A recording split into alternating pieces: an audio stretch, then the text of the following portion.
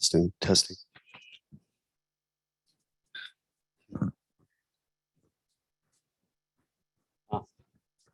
Thank you.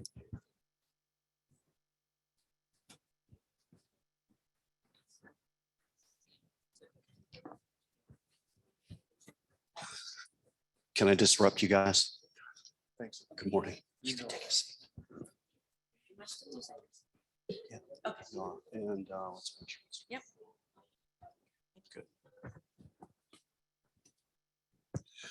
Good morning, everyone. Welcome to Empower You. It looks like people in Cincinnati have decided to watch this in their pajamas this morning rather than coming out like the few brave souls. So we're glad to have you. We do have a great group. I think 45 signed up from around the state for today. So we're looking forward to the presentation as we look at alternatives for parents to educate their kids. A couple things I wanted to talk to you about this morning.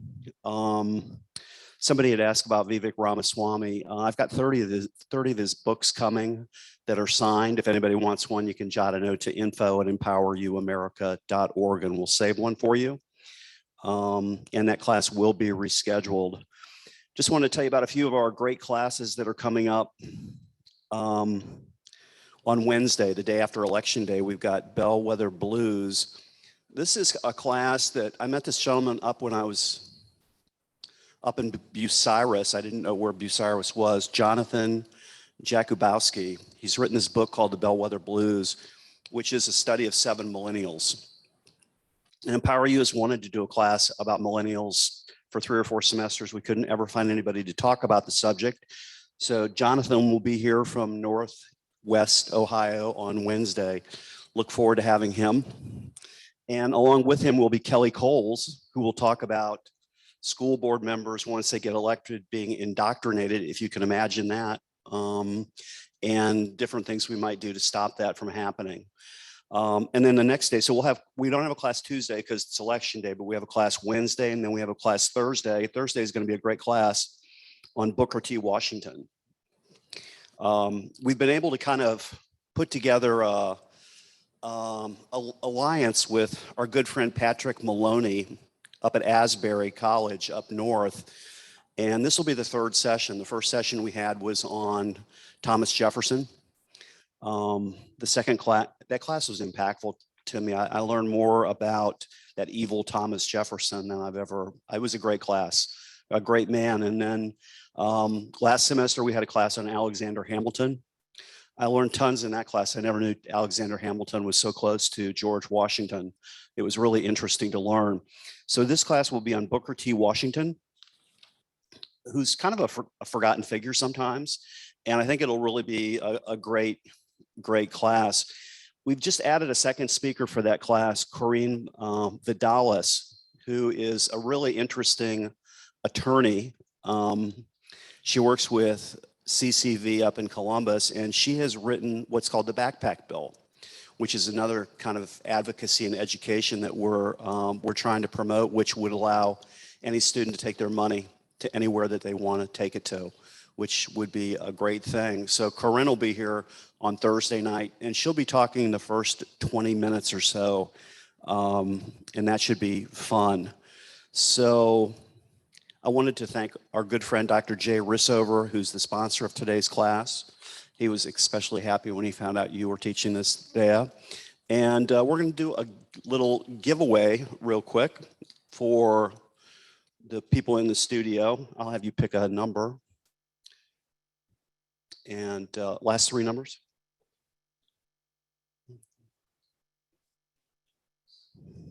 If you can read. 782. 782.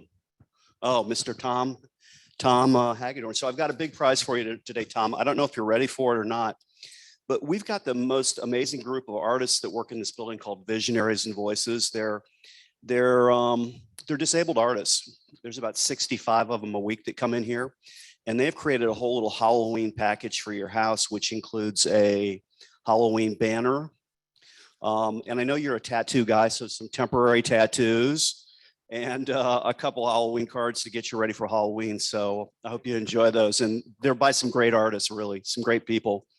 And in terms of our online giveaway for everybody online, we'll be giving a copy of Jonathan's book away, and we'll announce who wins that at the end.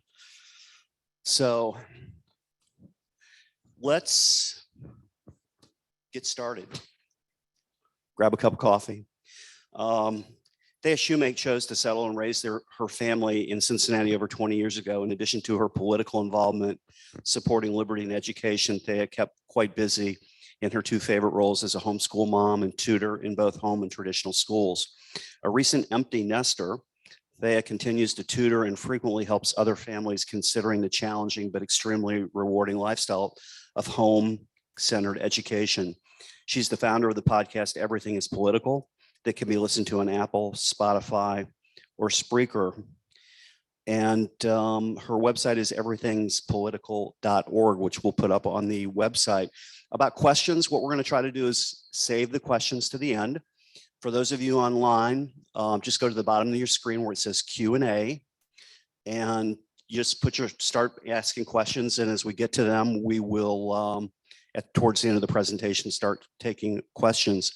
And for those of you online, you don't have to register to have an opportunity to win the book. You'll be automatically registered. So with that said, Thea, welcome here. Welcome to Empower You. Thank you for coming.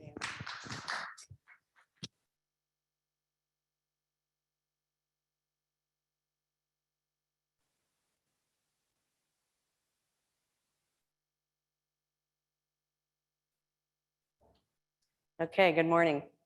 Yes, okay. Thank you for being here.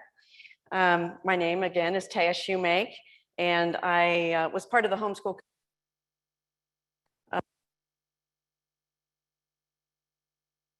within the community, and I have taught in traditional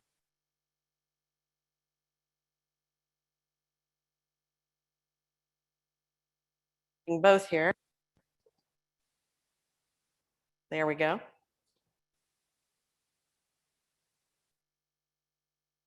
Local, state, and national politics. So what we're going to do is difficult about a homeschool.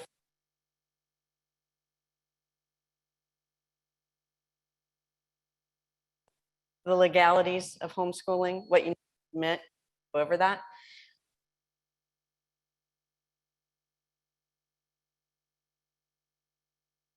Fits all. The home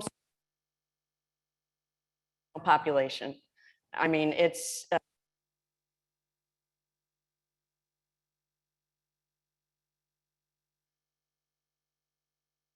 and it's great because of that. And we have great because of that.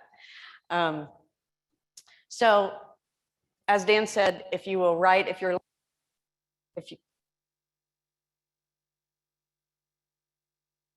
you all will hold off till the end, we can get to them then.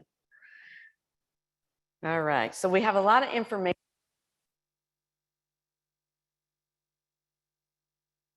So much because as a homeschool parent, you do a lot of diligence and you do a lot of your own forms and box checking, if you will. And the trick is to try to balance that with fun and inspiring that curiosity of learning. And it can be done. You know, I'm a box checker, but so if I can do it, anybody can do it. I probably boxes. If you ask my kids, that's probably what they type. Learned a lot about each other. So you'll either wanting to find out more, checking out some of the resources, and we have a copy of all the links that you're going to see up here. I've got on one page. And so if you want to go home and check those out and follow up, my email's up on the screen. Absolutely. So you'll either want to do that, or you're going to leave here and want to run for school board because there's no way you want to homeschool. But it can be done, trust me. Okay, so what we're going to cover is in this order. Can you hear me? Okay. All right, can you hear me? Okay. Okay, so we are going to cover mindset. It's just, that seems to be the most difficult thing for folks. The two ways that you can notify your district and the state that you are homeschooling, and I'll show you the forms, and you can find them online. We'll have links to those as well. The curricula options, people think that is the most difficult. I didn't have a problem with that even through high school, but we'll cover some of those things. And high school transcripts, a word about extracurriculars, the socialization, which I tell people is exactly why we homeschool. So who do you want to socialize your children? Okay, so not painting everyone with a broad brush. So, and then co-ops. In Ohio, there are tons of co-ops all throughout Ohio. So there is a lot of community support, whether it's taking classes at a co-op or whether you're just visiting a co-op or you're yoking into that community for whatever reason, or you know people that go there, you're just trying to, support one another, have a level of accountability. And then we'll look at some other resources online where you can go, and I'll explain those as we go. Okay. All right, mindset. The mindset that homeschooling yields is basically a lifestyle. Okay, and I think that is the toughest thing for folks. I mean, moms are very upfront with me when I speak with them. You mean you're with your kids all day? Yes, and I get that, and I'm not judging one way or another. It is difficult sometimes because you feel like you're in Hotel California, right? You can check out, but you can never leave. So if you view it as a lifestyle and you are yoking into different communities and you have that accountability, whether it's with your spouse, whether it's with a group, it kind of works out. It's not going to be you and your child or children at home, never leaving. And it's just not. I say homeschooling is a misnomer because once we got into the swing of things, we were rarely home. So my mother, upon finding out that we were going to homeschool, looked at me and said, "Honey, you can't homeschool. I heard those people never leave the house and they handle snakes all day."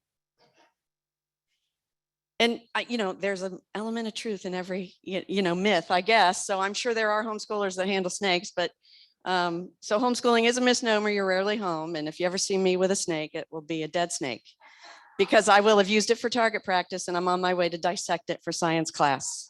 Yes. So yes, don't fall for the handling snakes group. So it's a lifestyle, and there are things you can do to mitigate the anxiety about that before, during, and after homeschooling. So there is a term out there called deschooling, and it's just basically getting into the practice of getting out of the practice, right? Of someone else doing these things for you. Okay, so if you're transitioning from a traditional school environment, you're going to have to look at your own transcripts now. You're going to have to choose the curriculum. So there are just things that you need to start thinking of differently. And part of what we did was we went to the remember when we started after Labor Day? So when school started after Labor Day, that's what we did every year. And that first year, when the traditional schools started in mid-August or almost or late August, we had Kings Island passes. We budgeted every year. And when the traditional schools started, we went to Kings Island every morning, just for 2 hours. Nobody there. Got on one ride, came up, got right back on. It was worth the cost of the passes. It was amazing. And so we just got in the routine of not being in the routine like everybody else's routine, right? And that's okay. I was talking to Michael earlier. We have, when you look at the landscape out there, there are maybe 2 generations that if something is not right here in front of them about what to do or how to do something or instruction, it's difficult for them to get outside the box. But this nation was born on outside of the box, right? And that's okay. It's okay to look different. It's okay to do things differently. And it's just really one of the joys about homeschooling. in addition to really knowing your kids, their learning proclivities, you know, are they, and that just comes naturally. And it's really lovely. So activities that encourage the excitement, you know, the Kings Island every day, you know, when the traditional schools went back. And you'll probably get sick of hearing me say this, but find and shadow, talk to homeschoolers. That's really the best way to learn. That's what we did. And it was really a godsend that we're in the Milford area, and there are tons of resources there. And when I was online finding some of the resources for this presentation, there are lots of resources in Ohio for homeschoolers. So I don't know what the percentage is, but I know that nationally it's increasing every year. Okay. So legalities. There are two ways that you can notify the state or state and your district that you're going to homeschool. And all homeschoolers do this. So, right, outside of the legalities, it's, you know, there are more suggestions. But when you decide to homeschool, you're going to send your superintendent 3 forms, and that's it. You send them a letter of intent. You send them a form that cites the Ohio Revised Code and the Ohio Administrative Code. And you're going to initial and promise them that you're going to do 900 hours, unless it's kindergarten, that you are going to teach this and this and this. You check the boxes, you sign it, you put it with your letter of intent to your superintendent, and then you attach intended curriculum. So here's what they say it's for informational purposes, but I still don't know why they would use it, except maybe they want to do better in a subject, and I have no idea. I don't like to give the state or any government entity any more information than they ask for. And that is absolutely, I would advise that with anyone as well. So your notification letter, your intended curriculum, the publishers of the books, once you find those out, and an assessment or narrative. So if you're transitioning from a traditional school, you can attach the last test that they took. Okay. Or you can have an Ohio certified teacher go through what your curriculum is and write an assessment. And that's the second year after you would start homeschooling. If you're in kindergarten, if you're starting kindergarten, obviously you don't have a test to send. So they would waive that. And then you would send these things to your superintendent within a week of the school start. Okay. I usually send it in July. I send it certified mail with a return receipt requested. Okay. Then the superintendent, within, I think, 2 weeks, gets back with you, says you've met the requirements for excuse for compulsory ed. And then you keep that letter, obviously, and in case anybody shows up your door telling you you're truant. Okay. The superintendent cannot ask you for any more information, no test scores, nothing more than what's required by the Ohio Revised Code and the Ohio Administrative Code. So if he comes back, then you can just cite the code. HSLDA is Homeschool Legal Defense Association, and they're pretty good at helping or having template letters to send back if you have a pesky superintendent. I think all they should send back is a thank you note. We get all your taxes and we don't have to educate your child. Okay, so the second way is, by the way, that was in 1989 when Ohio started with the Ohio Revised Code regulations and the Ohio Administrative Code. There is also a way to register as your own school. And they're called 08 schools. And this information is really difficult to find unless you're a member of HSLDA. And it gets kind of weedy, but you have to be degreed if you're going to go the 08 route. If you don't go the 08 route, you just need a high school diploma. And that's part of that form that you'll fill out. And I'll show you the forms here in a minute. Just certifying that you're a high school graduate or whatever. But if you register as an 08 school, and it was based on a Ohio Supreme Court case where a group of families got together in a church and decided to school their children there. And the state just got all up in their business and said, you're not meeting the minimum requirements, et cetera, et cetera. And at the end of the day, the Ohio Supreme Court came to the same conclusion that the US Supreme Court came to later, which is Zellman v. Simmons Harris, I think, that the right of a parent to choose where their child goes to school, and under the 08 platform, it's due to sincerely held religious beliefs, that precedes and supersedes any regulations as a state may have. So it's a way really to homeschool without much interference or as much interference. You don't send the letter of or the intended curriculum. You just send a letter that says, hey, we're going to homeschool. We're degreed, or I'm degreed, or the teacher's degreed.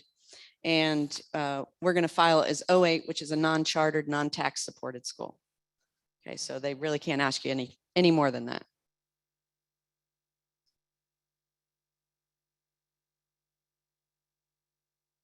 So this is a sample of the letter of intent.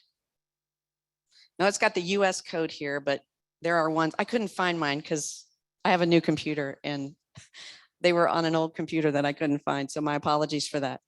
But just the letter to your superintendent. Here are the kids, here are their ages. We are gonna homeschool starting in the fall or whenever you send this. Like I said, I used to send it in July just so everything was, I's were dotted and T's were crossed before we started.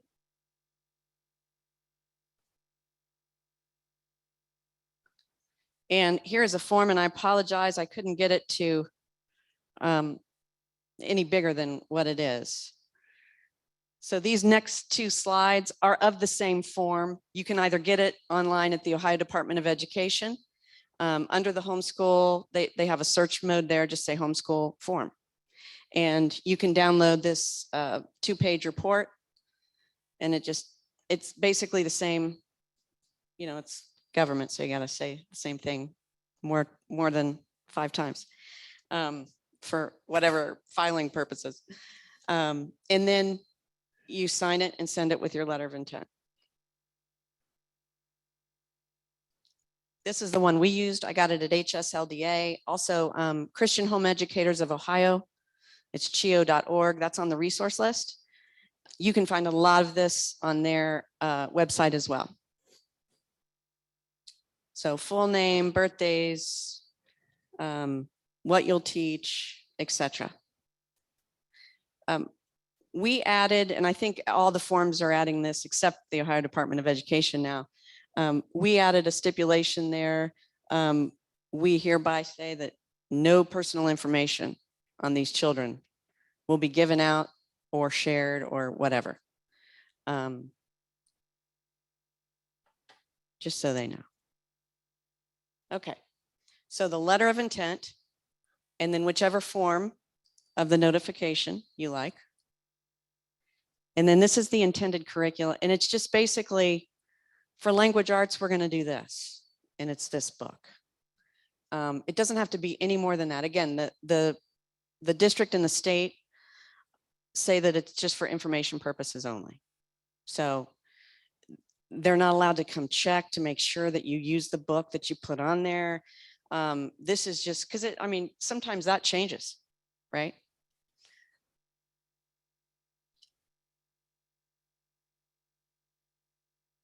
Okay, curricula. So have curricula in mind before you go to a homeschool convention because you'll be overwhelmed. In fact, once we started homeschooling, I think I quit going to the homeschool convention except to hear speakers because I'd walk in and our year would be set, right? We'd have everything planned out and I'd walk in and I'd go, I want that, I want that, I want that, I want, and that'll just blow your budget all to heck. So just have a plan in mind. So when I talk to new families, I ask them why they want to homeschool, because this helps inform the decision of the curricula, at least at first. And again, this is such a flexible lifestyle. Are you doing it? Do you feel it's a calling? Do you feel it's a refuge? Some will say a mixture of both. Many will say a mixture of both nowadays. Because if you view it as a calling, you're more likely to pick and choose from different publishers. If you are brand new, what I advise folks to do, and it's a refuge from CRT, from Common Core, which is still being used, by the way.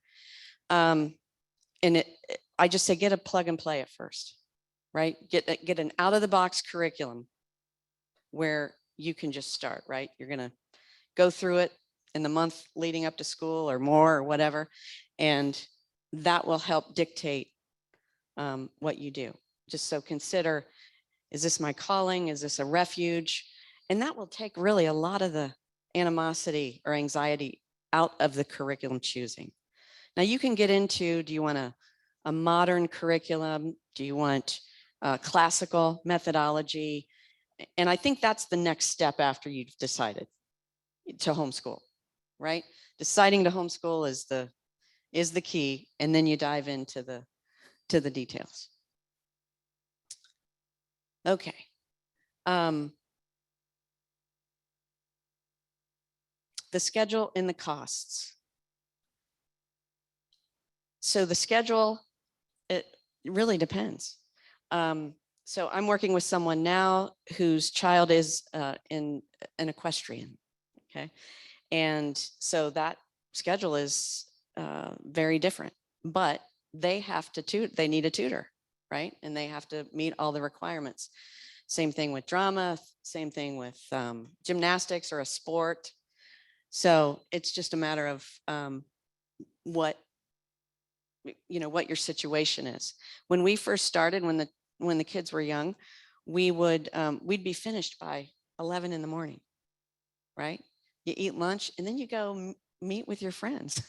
And so the whole socialization thing, you might hear me crack jokes about that, because it's really not an issue. It just isn't. And there are so many resources available, not just for kids, but for parents.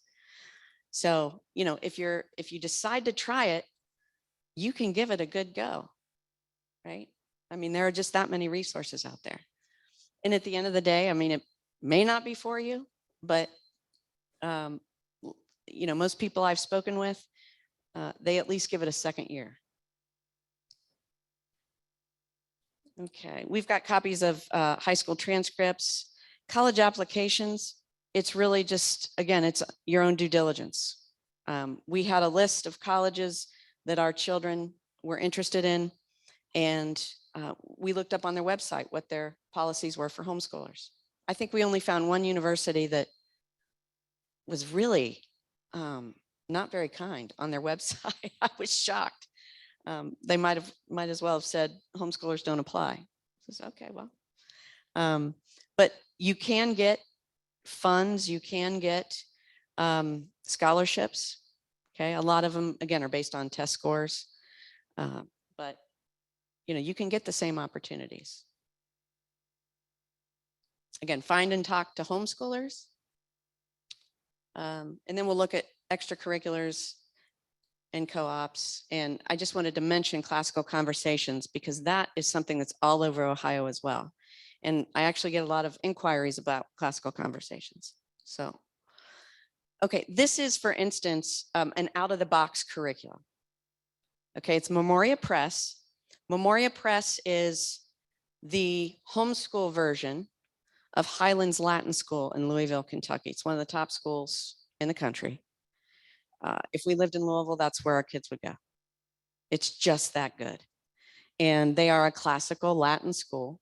They teach kids how to learn, not what to learn. That's what the classical methodology does. And this is, for example, their first grade curriculum. And it's just got everything. I mean, you can purchase extras. I think this was $300, maybe in some dollars. So you can get one of the top schools around, you can get there, what they use in their actual brick and mortar school at Memoria Press. But I just wanted you to see what they have and what they cover: math, reading, phonics, etc. Science, art. And this is kind of what we did. For instance, we used Saxon math. Our kids love Saxon math. It's incremental. It drives other homeschoolers crazy because it is incremental, but it's very classical, but also it repeats every lesson in each lesson, or previous lessons in each lesson. It's very scripted. So don't worry about, I'm not a math scholar. It'll be fine. So we did the Latin series, we did the logic from Memoria Press, and first language lessons when they were younger. And then when they started writing, the Institute for Excellence in Writing, which is an amazing resource, regardless of, they revisited that when they were in high school, when we did high school, because it just really helped them write well, which is difficult. Okay, I wanted to mention on here the second to last homeschool roadmap, where it says Common Core alignment. There is a mom, Tina Hollenbeck is her name, and she was amazing when we were fighting Common Core.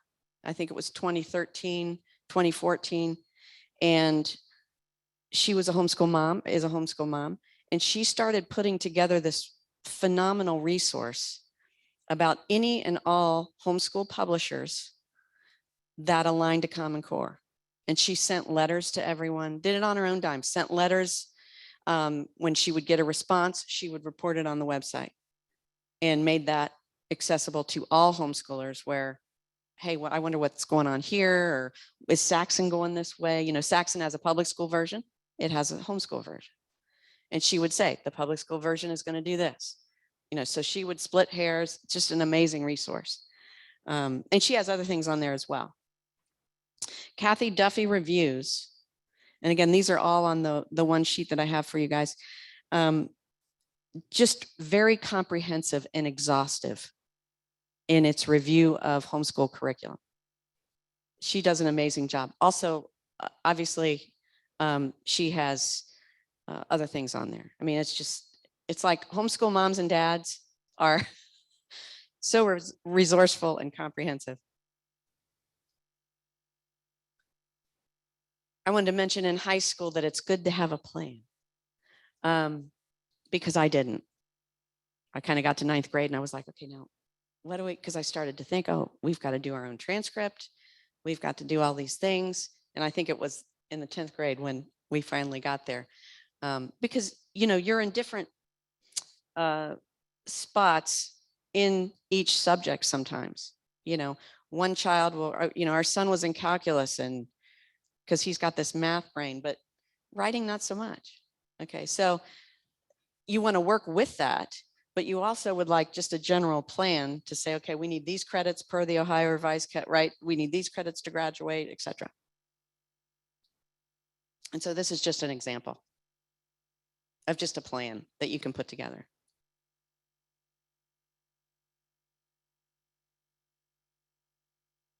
And these are just examples of transcripts. You can get these free anywhere online.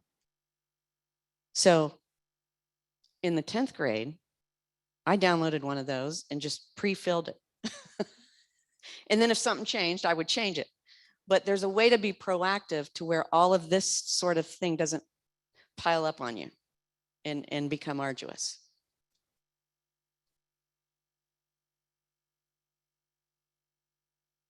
And this is just, you know, the general information, official transcript, your students' information, the school, names of the classes, the grades, the credits, the graduation date, or if you're applying early to college, the projected date, and then the principal's signature.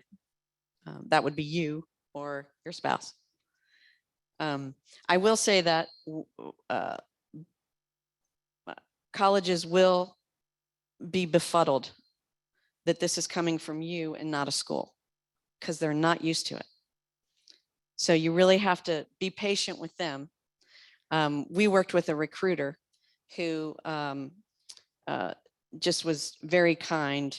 I mean, they obviously want good students. They want your money. They want a lot of stuff, right? So they will work with you. Most will work with you. But you just have to say, look, this is coming from me. Because their boss, the recruiter's boss, is going, this didn't come from a school in most cases. But we found that they would work with us.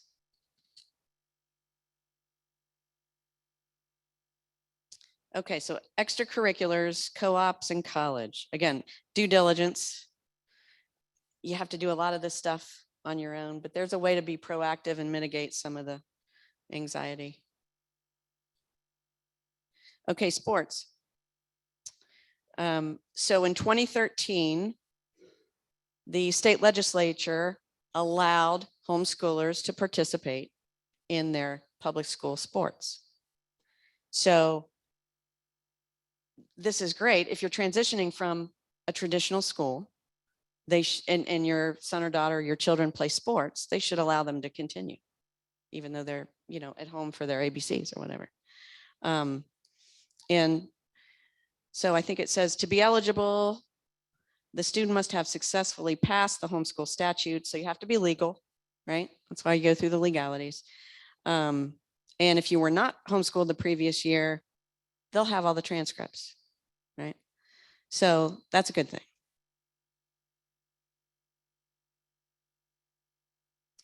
And then sample locally, I just wanted to give a couple of the soccer programs that we worked with. On Goal, K through 12. The Landmark Eagles, they don't have a website, but they're phenomenal. Now they're high school. Football, basketball, baseball, Trailblazers, Cincinnati are phenomenal. I know the coach of the girls basketball, they won state, I think 2 or 3 years in a row. But they're also national. They have Trailblazers in North Carolina. So, they check to see where you are, or just put in the search engine. Drama Inspiring Arts is an amazing program for drama, for theater. They do great production work. Speech and debate, a couple options there. So those are national programs that have local chapters.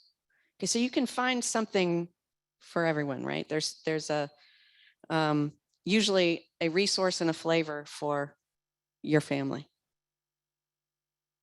And again, when you talk to and find and shadow other homeschoolers, that really helps. Homeschool cooperatives, AKA co-ops, they're groups of homeschooling families who generally get together once or more a week for a variety of reasons, right? You'll have a class of people that, or a group of people where parents were teachers or they were professionals and they have exited their workplace or their school to join the homeschool community. And just amazing resources that you can get at the co-ops. And it also more socialization, gets them into a classroom environment, etc. A word about classical conversations, just because this always comes up. Classical conversations is a mix between a co-op and a national program. And they are everywhere. They meet once a week. And they are a classical program employing the classical model of education, like Highlands Latin School. So they meet once a week, and then what you do the next 4 days is you expand on what you've done, depending on the age, okay? Now we added math and first language lessons when we did CC, but it's an amazing program. And I especially love the challenge programs when the kids get older, discussing great books, having great debates. So, but they're very popular because they always come up in conversation.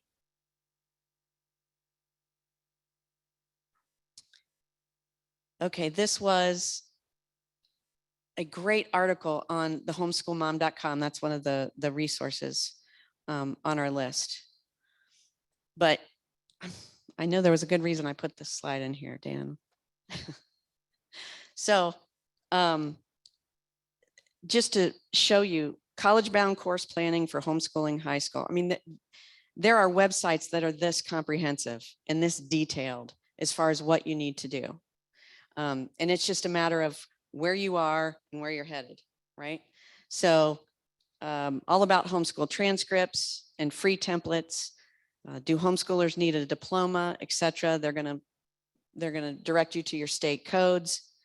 Do you need to use an accredited homeschool program? Again, that's just going to depend on where you'd apply to college and what the homeschool regulations were in your state. Homeschooling when your child is college bound and when your child is not college bound. We have a lot of homeschoolers that are going into the trades. Quite frankly, I'm really grateful to see that. You know, there used to be a time in the country where when the classical model was employed, where we just had a higher level of learning for everyone. And we had educated electricians and educated plumbers and everything, right? I mean, I don't think you necessarily need a degree to be educated in the great discussions or to take part in them. My uncle went to a classical Latin school, and he was one of the smartest men I knew. Never stepped foot on a college campus as a student. And my aunt asked him once, as he was tutoring me through calculus that he never took. And she said, how do you know how to tell her to do that? And he looked at her and said, well, I took 4 years of Latin. And she and I were like, what? He's like, Latin makes you think, Leah. Latin is good. So that's actually what I remembered when we started researching the curriculum and the methodology for our homeschool. I never forgot that he said that. And then I researched his school, and that's how we started on the Latin-centered classical programs. So he was awesome. Okay. Other resources, again, we've got a list of these. Lots of Ohio resources, Ohio Homeschooling Parents, Christian Home Educators of Cincinnati, and I believe they have different branches wherever you are. The Holy Family Catholic Home Educators, the Coalition for Responsible Home Education. That is a great they're all great websites and you'll see the common themes throughout all of them. Homeschool CPA, that is an interesting website. That is a list of all the co-ops in Cincinnati. And you can get a list of all the co-ops wherever your city is. Avon, I forget where everyone is online, but Homeschool CPA has a lot of those. Weird Unsocialized Homeschoolers, we can make fun of ourselves, right? They're what people think. And again, find, talk to, and shadow homeschoolers. Okay. So that's just a general overview.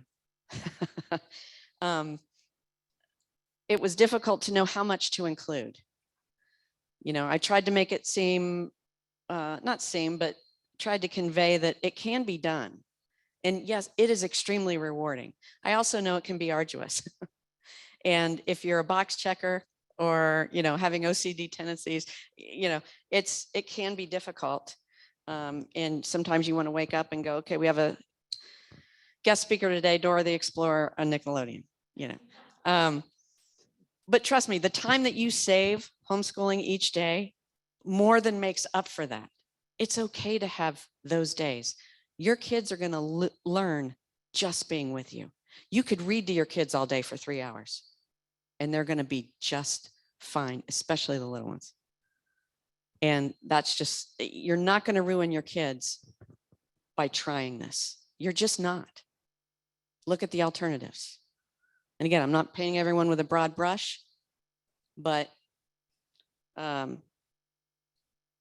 that communication, knowing each other as a family unit, the strength that it creates and the bond that it creates, and that's the backbone also of this country. That's worth more to me than, I mean, than any college scholarship, than any whatever that our kids could have gotten. Just a quick story. When our children were young, my nephew was diagnosed with leukemia, and my parents were the main caregivers because they didn't have any kids, and so there weren't any immunity issues through all that process. And so they were the main support for my brother and sister-in-law. So we took care of the caregivers, which were my mom and dad. So we would pack up, go up to their house up in Dayton, and we would homeschool there because they would stay down here with my brother and sister-in-law.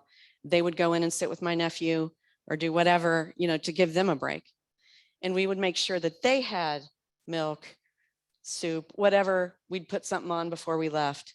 But we were able to do that. And the general theme was, you know, this is what we do. You know, I may have issues with any given family member or my brother, whatever. But I told the kids, when it hits the fan, we rally, because that's what a family does. You can be cross with one another. You can be, you know, we all have issues. We all have our moments, but we rally. And interestingly, last year, there was a situation that came up in our family. And I just went, I'm not quite sure what we're going to do. And our daughter came right up to me, put her arm around me, and she said, we're going to rally. And I'm not saying that can't happen in other environments. I'm saying when I look around, we've lost a lot of that.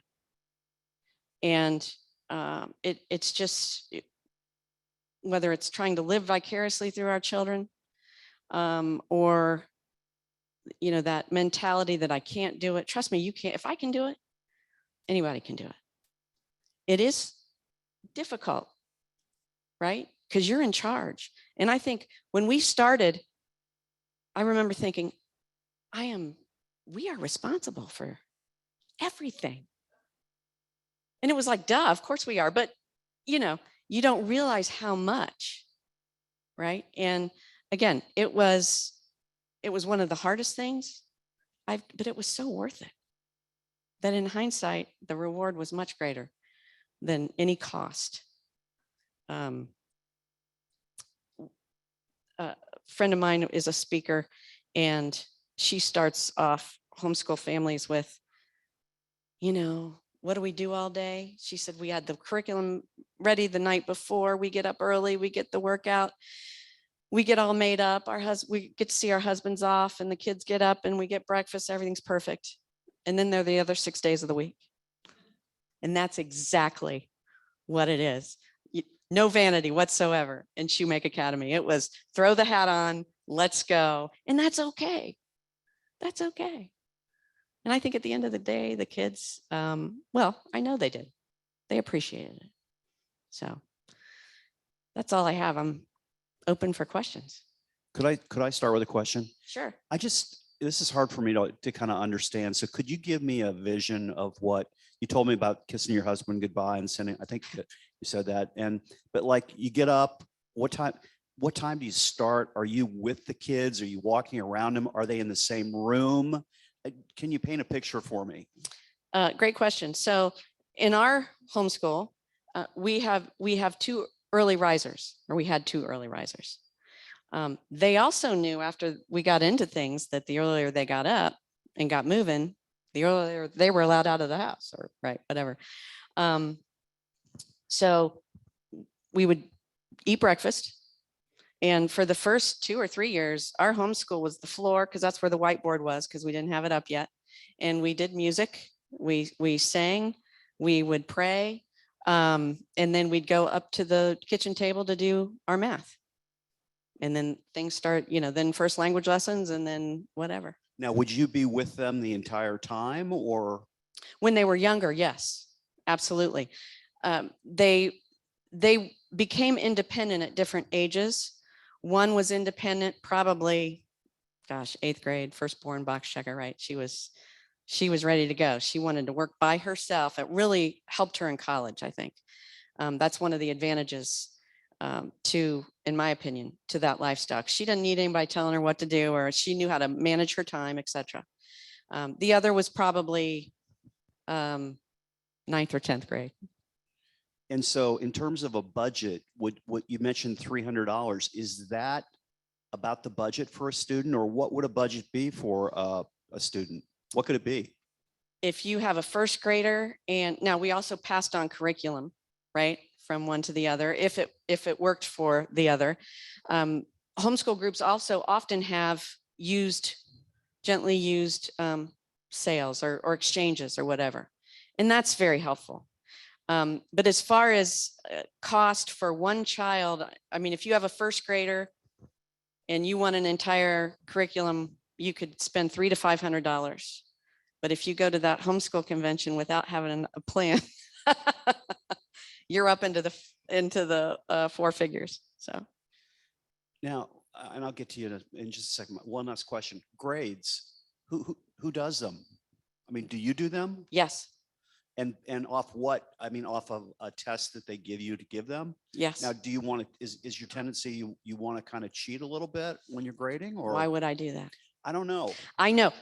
And that's I'm glad you brought that up, because people are like, well, why don't you just give them all A's? Because that doesn't teach them to learn. Why would I do that to my kids?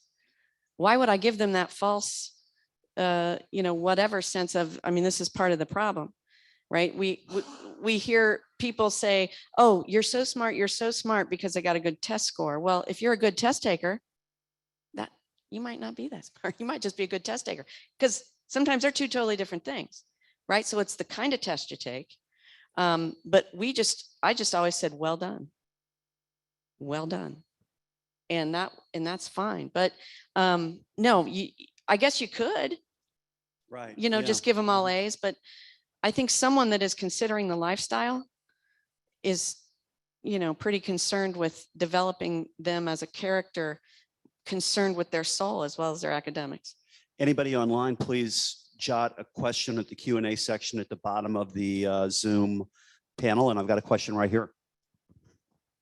Sports are very important to certain families, especially moms and dads that have kids that have talent in a certain sport. And I'm sure that more and more parents are wanting or thinking about pulling their kids from some of these public schools, but they're probably worried, will my kid be able to play for Princeton or Muller or St. X or Anderson? You gave some examples of like the trailblazers, but those aren't necessarily the schools themselves. Is there a problem, or would there be a problem for a kid who's gifted to play for the public school that he or she doesn't go to? That's a great question. I would have to look at the code to see if okay. Hold on great. just a second, if you could talk to that. My daughter is a tennis player and she plays for our local school, and she's made it to districts all 3 years of her homeschool career. So it depends on the relationship with your district. I'm from the Dayton area, and some of the school districts are very particular that you be in their district. The private schools, and I don't know if this is true with St. X, but the private schools by us, you can do dual enrollment. So you take 2 classes at like a Xavier or something, and you should be eligible for their team if they want you. There are some aspects of the team sports. Again, my daughter's a tennis player, that's a little different, where there are school politics involved. Maybe even if your homeschool student is the best, we have friends, goalie on the soccer team, because the senior who is in building they want them to have a good year. They might switch them out depending. So but there are politics in every sports, every aspect of that. The beauty of playing a high school sport is it takes care of your PE credit. 2 years of varsity sports takes care of your PE and you don't have to worry about it anymore. So, but yes, you can get into the sports and you can excel in the sports. And there was a kid we watched at the USTA, the ATP in wherever, Westchester. And he did his final year's homeschooling so he could play professional tennis. Thank you. There's always a homeschool mom that knows something. My name is Angela, and the brief homeschooling that I was thrown into a couple years ago with my children, I found it very difficult to regulate my time because I have children of different ages.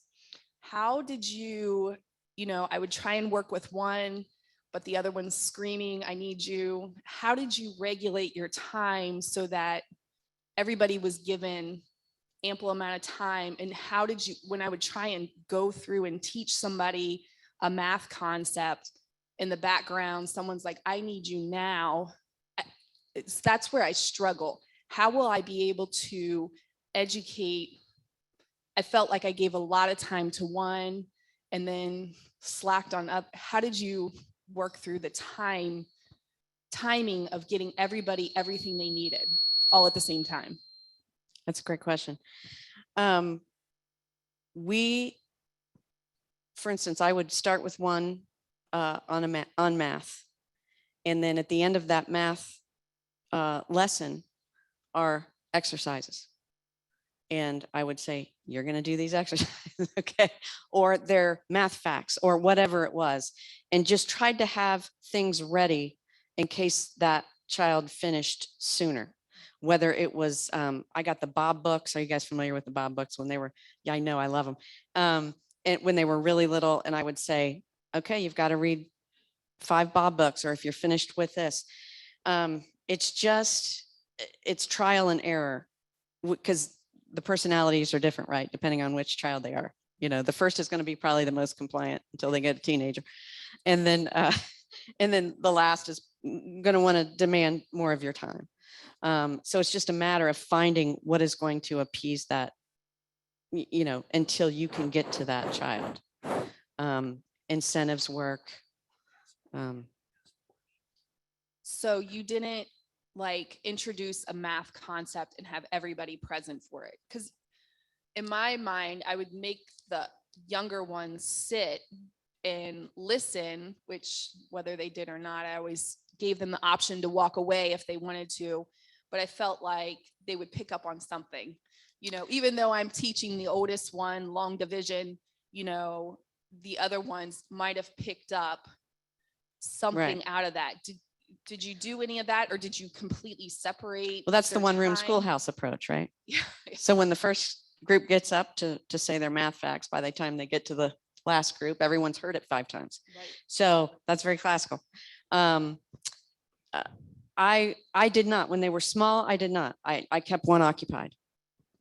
And then I would introduce the new math lesson.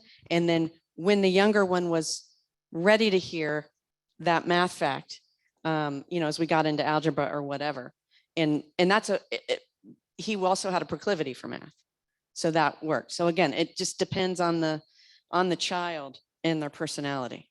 But real young, I was I had them occupied. Yes, I'm Tom. I'd like you to drill down a little bit more on the assessment aspect, current schooling term assessment. When I think of that, I think of homework that's graded, tests, quizzes going back to a couple generations back, exams, and so forth, back in that world. But so do these curriculums, do they provide sort of a system of assessment? In other words, not just the actual tests and quizzes, but how do you come up with a grade? And then really interested in, what about independent assessment? In other words, when I was in school, every periodically we would take like the Iowa tests and different tests that allowed you to really see where do you stand and where does your school stand in relation to kind of national norms. Great question. Thanks. So we did national assessments. So the CATs, the old fashioned CAT test, California Achievement Test when California was serious. And we did the Iowas, right? So the old norm referenced tests. We did that every year. Didn't have to. You could you could have a narrative written again by a certified Ohio teacher, but you do want to see the holes in the curriculum if there are any, right? The individual subjects, most math programs I've seen have a test at the end of 5 or whatever lessons, and that will tell you whether or not you're ready to move on. Okay, if you miss 5 or more on this, you need to go revisit it. As far as writing and grammar, because we use the classical methodology, we knew after a certain amount of time whether or not that child has mastered the material to move forward. You see it in their writing, you hear it in their speaking, and that's just being there, right? That's just working with them, asking them to repeat, asking them to write, right? Depending on what their ages are. So yes, individual subjects typically have, especially math, science, they will have assessments with them. And then the other stuff, you just kind of, the writing and the grammar and the language arts, you just kind of know. I think first language lessons did have assessments. We've got a couple of questions online in the back. Liam. Hello. Hey, Tia. Hi. Tia, we have 3 questions right now. The first one is, would we be able to put your slides online on the website after this class? Sure. It's your call. Okay, they'll be up on the website. Hopefully today, for anybody that wants to download them, just go to the class and there will be a link for the slides. Thank you. The second question is, what post-secondary direction did the speaker's children pursue? What post-secondary? So What- both of our children are in, well, one graduated already, university, and then one is in university in his sophomore year. And, Go ahead. and our last question is, how about the classes like chemistry that have certain components of lab work? Are there any resources for home learning on that? That's a great question. And I did want to mention too, that there are universities out there that have high school programs. I think our daughter took calculus at UC Claremont, so you can get the college credits for them. You may not get the college credit plus funds because they limit those for homeschoolers. So you have to be on the ball for those. But yes, you can enroll, I think starting in the 10th grade, you can enroll in a local college or university. Like I said, she did calculus and something else in high school at UC Claremont. And she also did a program, it was Belhaven University out of Mississippi. And it was called the High Scholars Program. I think they still have it. But she did her last 2 years of high school with this program and graduated with nearly an associate's degree. So that allowed her not only to graduate college in a couple of years, but she bypassed all that indoctrination. Right. Couple quick questions. The programs you buy for $300 to $500, are they cloud-based programs? Are they DVDs? Are they books? What do they look like? Just depends on the publisher. Could be anything. So, and most of those resources will, they may have streaming. They may have, it just depends. Okay. Memoria Press has streaming. It's got the tangible books and stuff. And then most of the websites that you go to, they'll let you know. Now, when your kids made the transition from high school to college, was it an easy transition? Was it hard? It was not hard at all. Probably our youngest maybe had more trouble, but I wouldn't even call it trouble. I had a question for the tennis mom over here.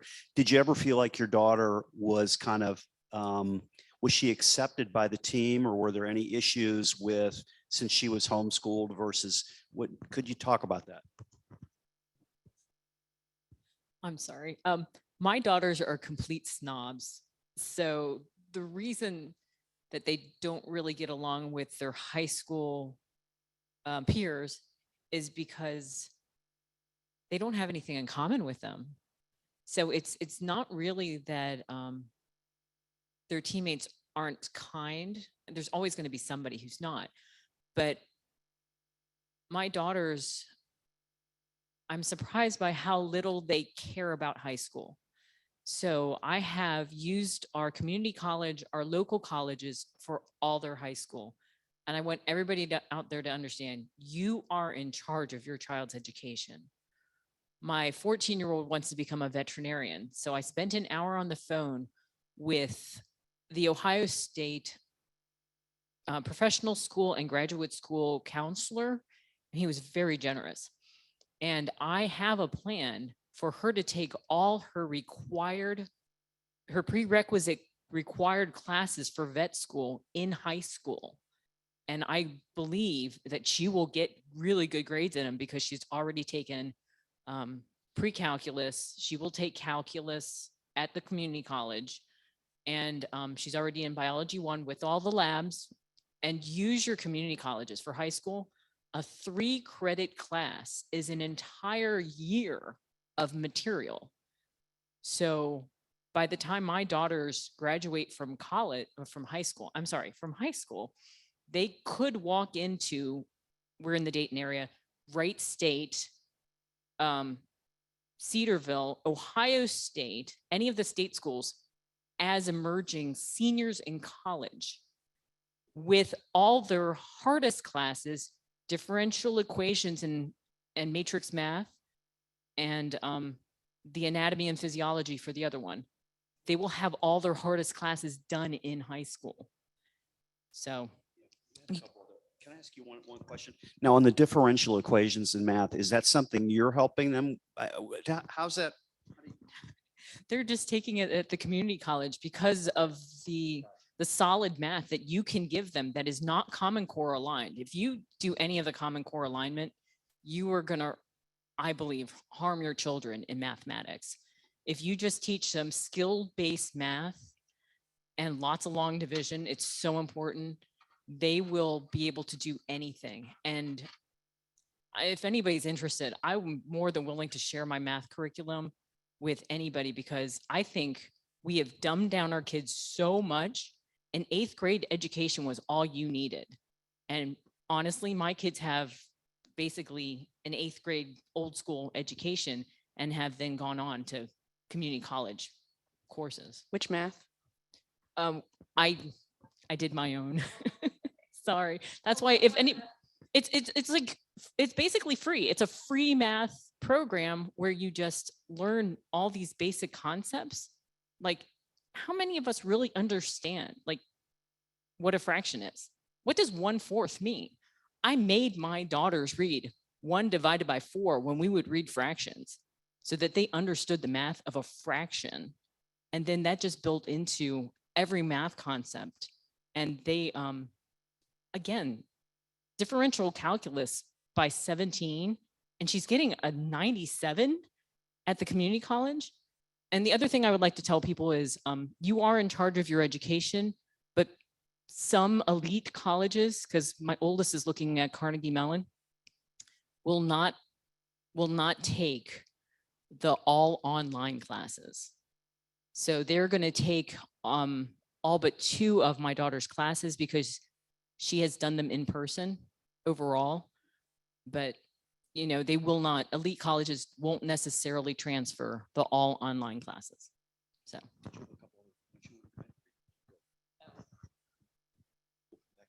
Here's another question right here.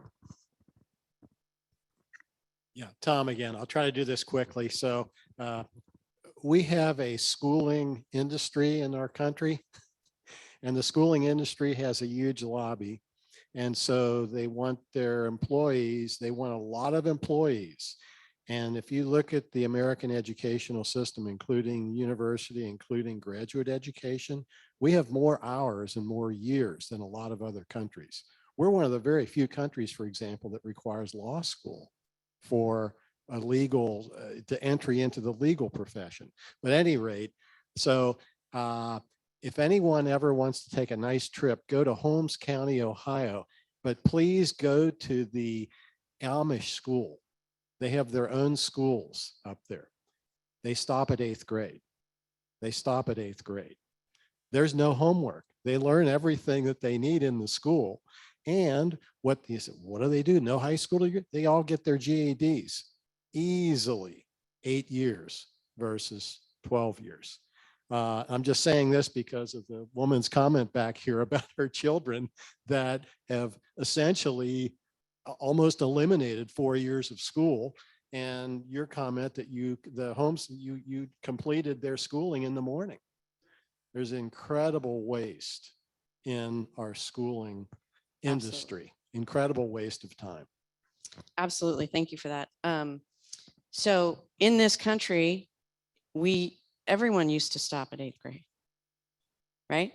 The founders went from 8th grade to Harvard. Now I wouldn't go to Harvard now, but it used to be pretty good, I think. But they employed the classical model. Most went to Boston Latin School. And so by the time they had the 8th grade and they had that grammar, logic, dialectic, and then rhetoric stage, they were ready for Harvard. And then they went to law school or seminary or whatever they learned at Harvard. But that's the way it used to be when we had an extremely limited, efficacious system that was concentrated on teaching them how to learn, not what to learn. If you teach them how to learn, you don't have to worry about the other stuff because they're going to be able to use the logic and reason. That's what sold my husband. I did a spreadsheet, 1, 3, 5, 7-year plan, right? And then we reevaluated every year. If you start homeschooling, doesn't mean you have to continue. If one or none of us were thriving, we had a plan B, right? But that's just life. That's what you do in life. Yeah. And when he looked at logic, depending on the child, and they started at different times, but we'd add both a formal logic and an informal or material logic that we used in the curriculum from Memoria Press, from Martin Cawthron, who is so brilliant. And he made it so palatable that, 6th, 7th, 8th grade, they were good. Because logic isn't just math. It's not a form of math. It's a different beast. It's how to argue properly. It's how to form your arguments. It's how to debate without freaking out, So kind of in wrapping up, if a parent's out there tonight and did you have a question, sir? I'll get to you. Go, hold on just a sec. Let me give you the microphone. Hold on. Let me.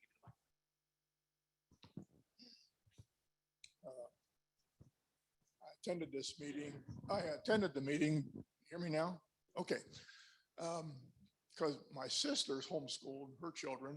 Now they're all in college now or even past that. They seem to do very well. If there was any deficiency, it seems like they've never quite learned to form friendships so readily. They're tend to be more introverted, you might say. But I'm concerned about the political side of this. Our schools right now are in a straitjacket. We as citizens have nothing to do with the curriculum. Even Ohio State has nothing to do with the curriculum. Who knows? It was a committee formed some time ago that come up with this curriculum and the teaching method. Well, somebody else came up with that. Everybody hates it, but it doesn't matter. We're stuck with it. And you mentioned, okay, you have formed partnerships with the public schools regarding to sports. Perhaps they could do more in terms of lab work, like chemistry that was mentioned. In New York City, some time ago, they used XX public building space for you might say, a private organization that formed their own school, their own teachers. And this was covered on 60 Minutes one time. The point is that the students excelled.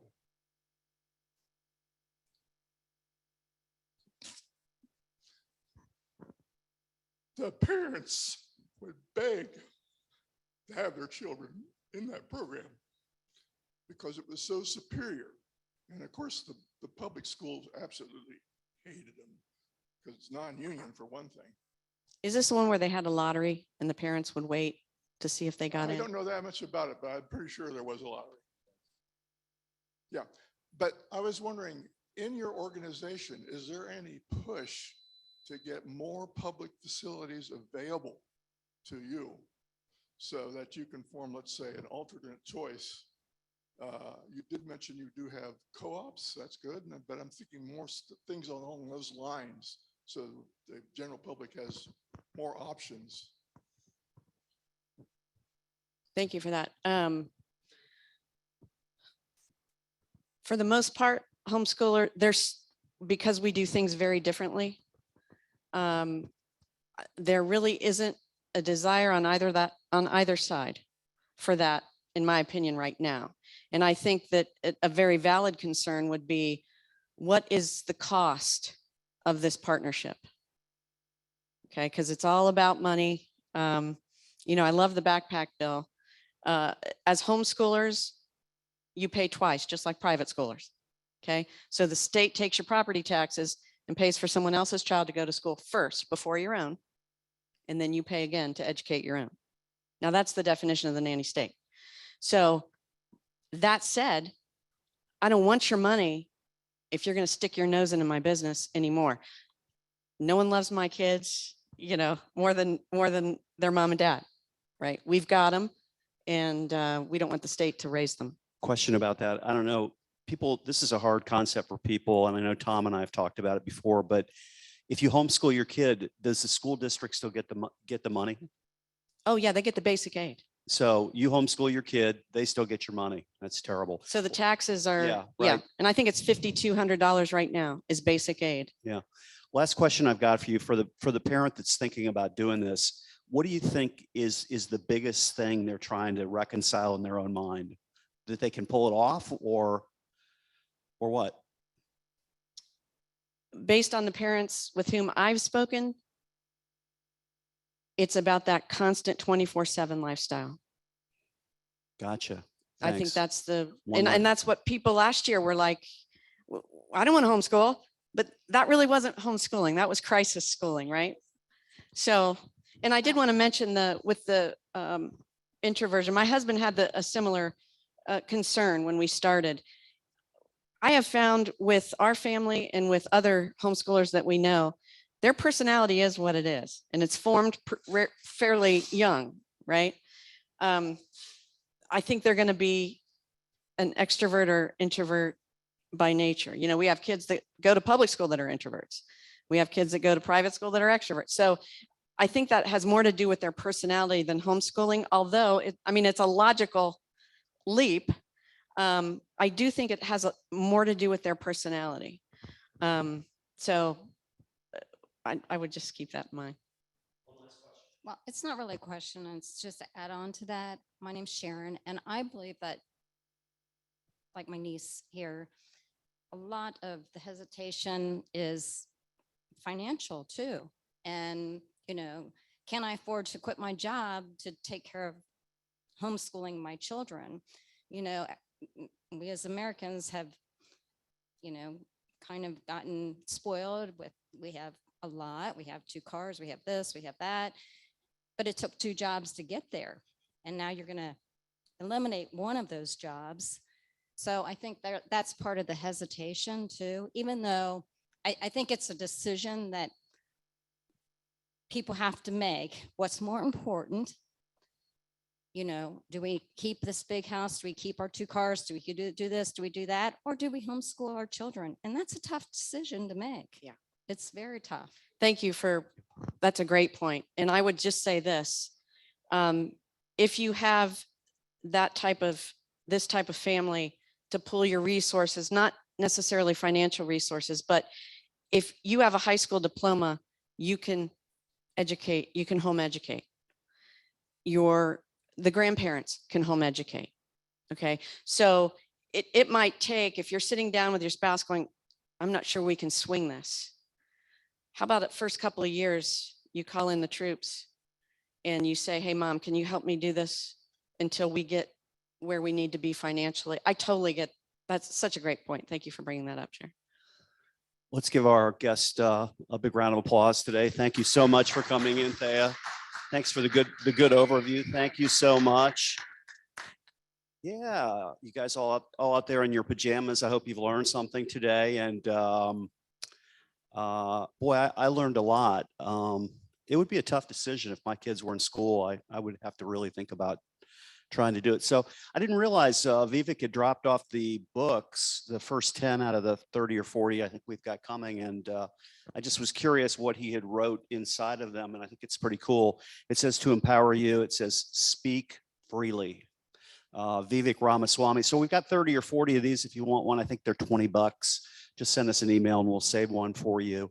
Other than that, everybody, we will not have a class Tuesday night on election day, but we'll see you hopefully Wednesday night and Thursday night also. Have a great morning, everybody. Thanks.